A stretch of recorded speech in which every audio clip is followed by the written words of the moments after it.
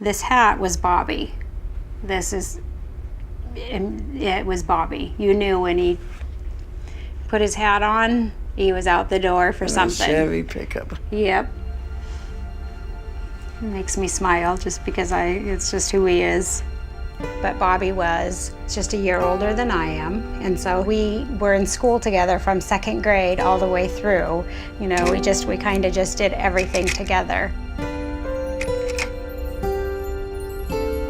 And then when he turned 18, lo and behold, he bought a scratch ticket. And the first one he bought, $500 winner. Fast money.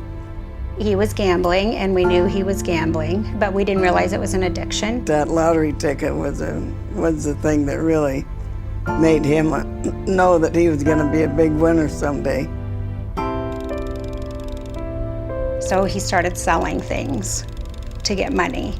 He started borrowing money from people at work, and then he started borrowing money from like the kids' piggy banks without telling them and putting IOUs in the piggy bank. When he ran out of options, he went to the 7-Eleven and they would front him his paycheck. He got paid every Thursday. So when payday come, he was already broke. He didn't have it. And in May, on Mother's Day, he came to Mom and said, "All right, I have a problem. I can't fix it. I don't know what else to do. I need help."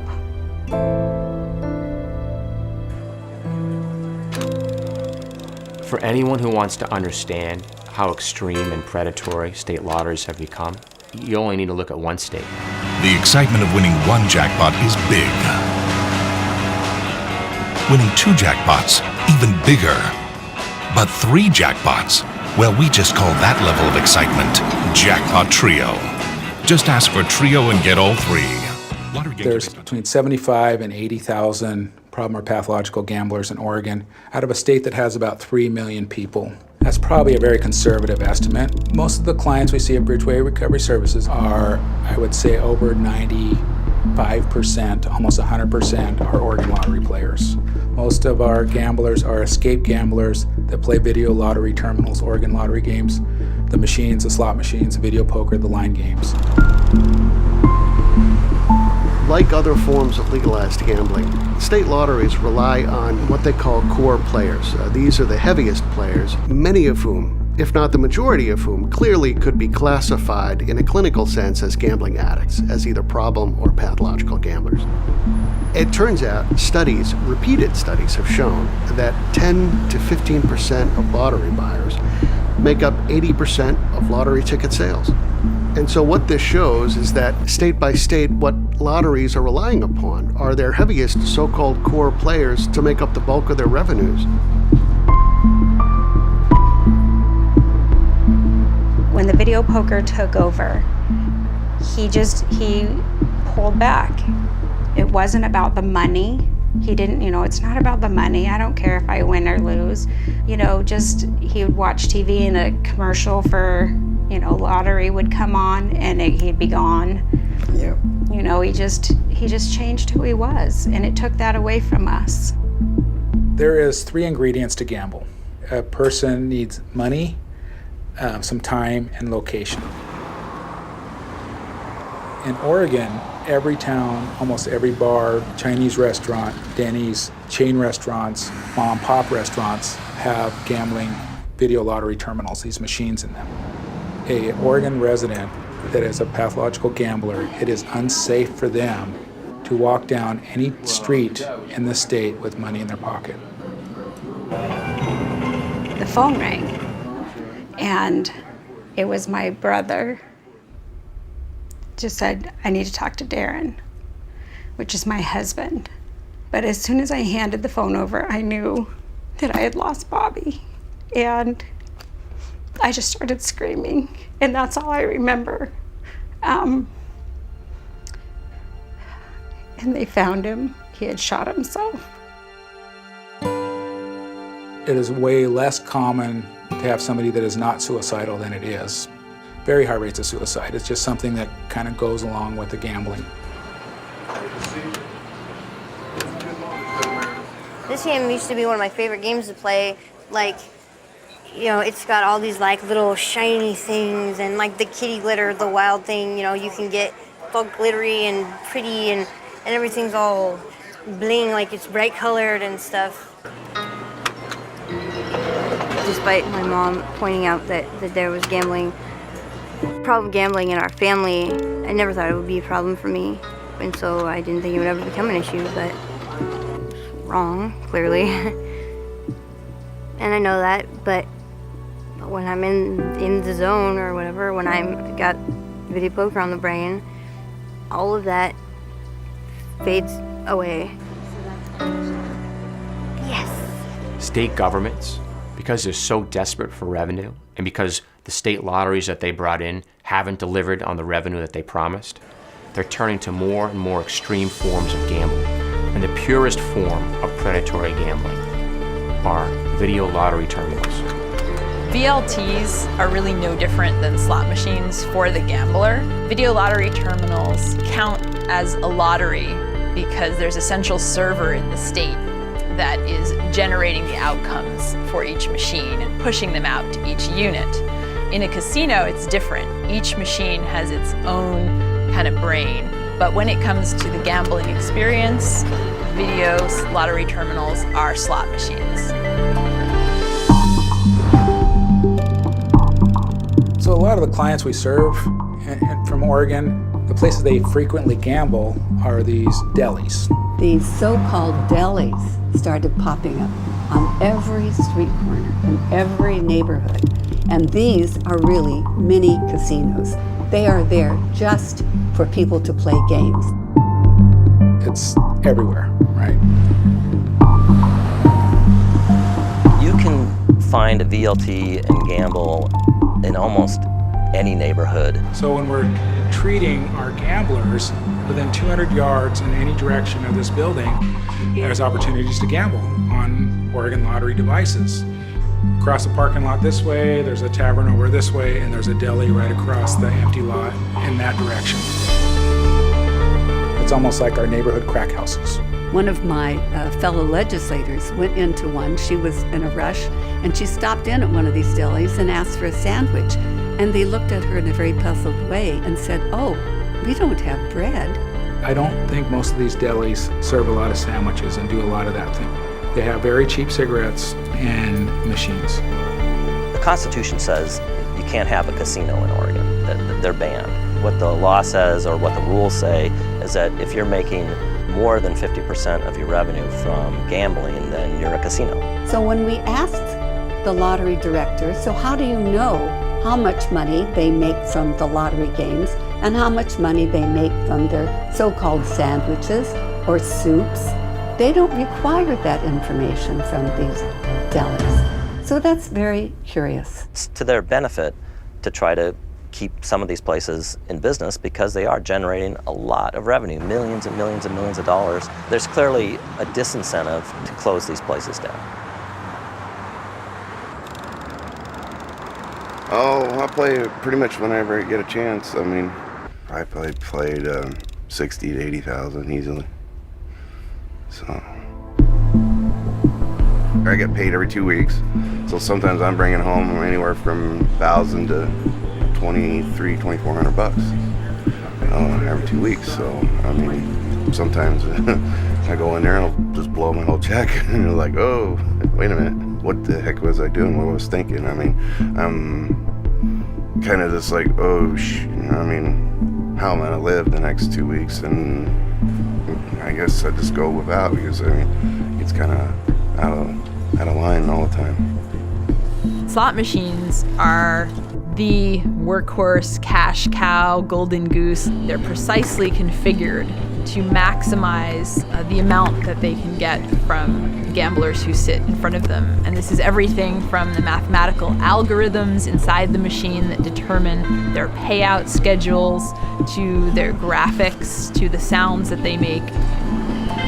So there's a big incentive for states to bring these machines. They can immediately get revenues with them.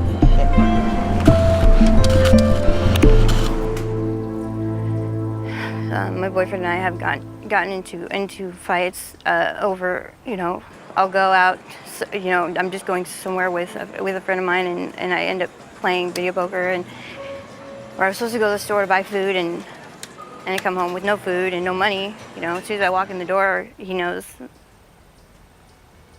and then we don't have any food.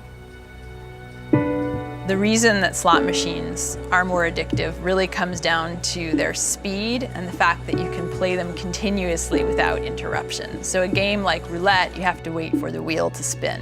With a machine, the gambler sets the pace. It's you and the machine, and you can play continuously without any pause or interruption.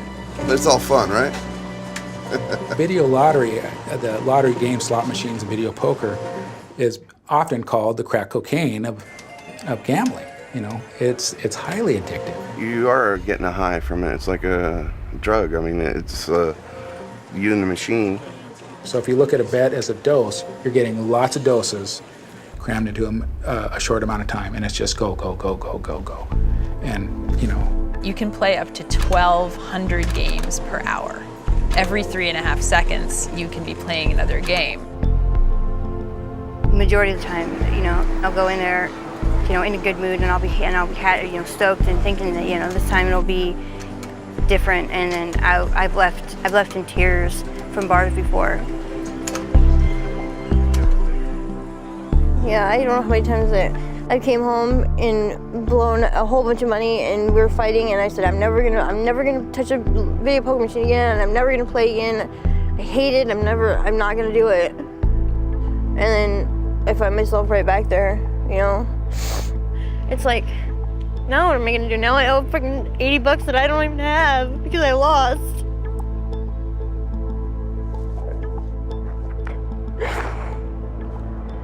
Losing is not what upsets me.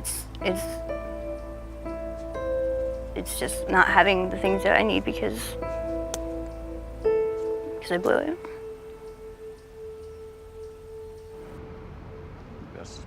I lost my grandfather in September, then my wife in October, and then my dad in January of the following year. I mean, it was just like in a 4.5, 5 month period.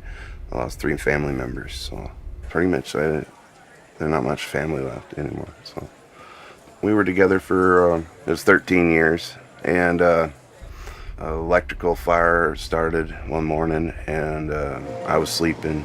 I got up and saw smoke and flames and tried to get out, and I got out and then went back in to try to find her and my dogs, and it was too late. So I'm constantly thinking if it's my fault, or, why am I still alive and she's dead? Stuff like that. When I first get to the bar, I'm thinking about that when I'm drinking, and then when I get to play, and then it's like everything's good, and I don't have the problems anymore. You're just you're out in your own world. It's not about winning. It's not about the dream for a big win. When it comes to gambling addicts, they're really there to just keep playing. And this is something people just don't get. They think it's always about winning. And it may start out being about winning, but after you've been sitting there interacting with this machine, it becomes about the zone, as gamblers call it. It's just a release for me just to get away from life. I don't have to deal with missing my wife or family. And I don't know. Sometimes gambling industry members will refer to playing to extinction, and basically what that means is playing until your bankroll ends, and that's really the aim of these machines. If I continue to play at the rate that I am, then I'm inevitably going to lose my boyfriend, my place to stay, probably end up in a cardboard box somewhere, Mega Millions jackpot is now over $360 million. That's You're not supposed to end up in a cardboard box with nothing. You're supposed to end up in a mansion with, no worries and no problems and lots of friends, people around you. All you need is a buck and some luck. That is quite a different picture.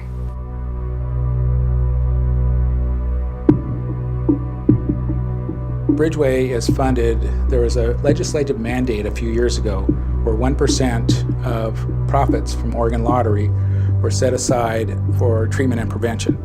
It's a strange relationship that most of our funding comes from Oregon Lottery, and our clients are Oregon Lottery players. The way I look at that is, let's say the state of Oregon decided to make crack cocaine legal.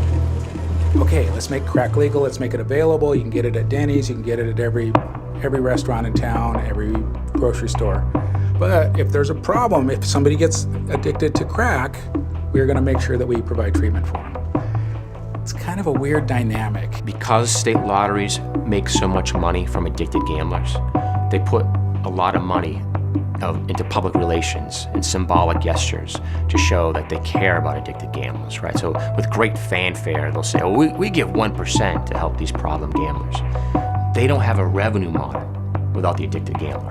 State lotteries are in the business of creating addicted gamblers. The Connecticut partnership has been around for well over a decade, and I believe, like lottery games, partnerships have life cycles, and we're in a very mature stage of our partnership in Connecticut. The Partnership for Responsible Gaming is the treatment programs, the Connecticut Council on Problem Gambling, and the lottery.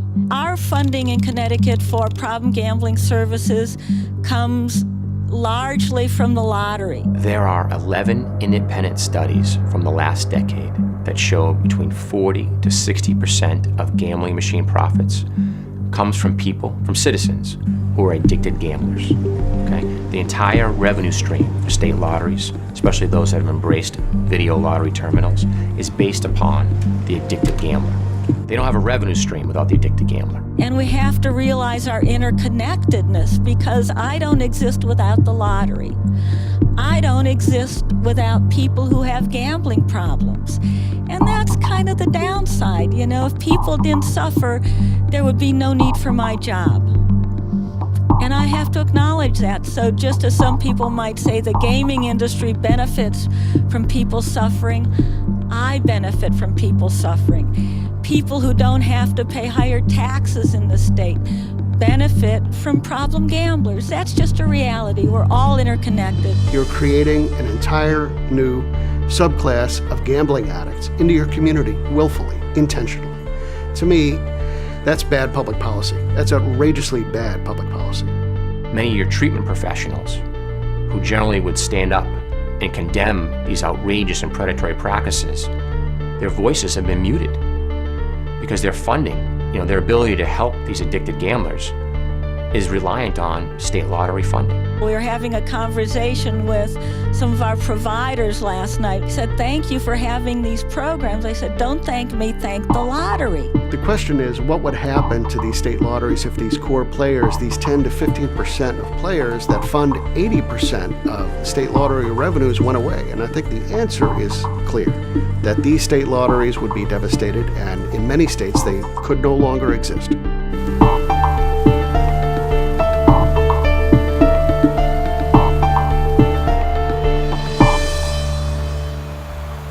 That helpline saves lives. And I'm not against the lottery not hosting it. I'm against the lottery not funding it. But what is the state doing to be responsible? How are they showing their responsibility? What are they doing at this point to help the people that they've created?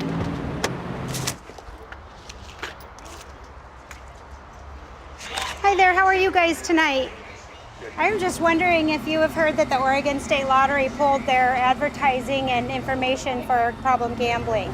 Oh, I'm ruthless because I'm not afraid of anybody. I don't think that anybody is more powerful than I am. 1% of the profits go towards treatment if people need it. I do this for Awareness Day, my brother's birthday. He committed suicide 18 years ago, actually, and his birthday's coming up, and it's Problem Gambling Awareness Day. So I let people know that there is hope and help available. I don't think that I should be afraid to speak to people. When the Lottery Commission, I left the Lottery Commission meeting when they said they cut the funding for advertising, and I went right to the governor's office and said, we need to chat. He said, Rhonda, you replace this amount of money and I'll pull the lottery. I know it's the right thing. I know it needs to be done. I don't have the money to replace this, and I don't know how to replace it. And I asked the governor straight up, which one of your family members are you willing to donate? You tell me, because I already did my donation. My brother's gone, and I don't think any amount of money for the state was worth it, personally. We rely on gambling money even more than some other states because we do not have a sales tax. The video lottery brings in over $700 million a year. And so the lottery is one of the streams of revenue that we've become very dependent on. I've heard legislators say that they are as dependent on Oregon lottery money as the gambling addict is on the game. State governments have become themselves addicted to this revenue. They can't stop themselves. If they've seen what I've seen, I've served almost 1,300 pathological gamblers. If they have seen the pain and the personal stories for every single one of those individuals, I don't see how they could justify this being okay. The social cost of this thing is devastating. I mean, if we're bringing in $1 billion in revenue, but we're having to put out, millions and millions of dollars to either treat people or to deal with problems that comes from problem gambling, then you start to have to wonder whether it's worth it. We have blood on our hands. We are not doing our citizens justice. We are raising taxes off the backs of addicts and people with mental illness, people with post-traumatic stress disorder that cannot stop gambling, that are paying our taxes for us. Players are addicted, the store owners are addicted, and state governments are addicted to this revenue. If the people are not willing to step out and make a change and to stand up for what they believe in, then we're just going to accept where we're at, and nothing's ever going to change. This isn't some kind of innocent pastime, some kind of a casual entertainment type of thing anymore. This is hardcore, extreme gambling. And if I back down, what am I teaching my kids? You just fight until it's hard and then you quit? Why would I do that? Why would I stop now? It's been 18 years and it's not been fun. It's not been easy. And I think change can be a good thing. And I think there's some things that need to be changed to make Oregon a better place.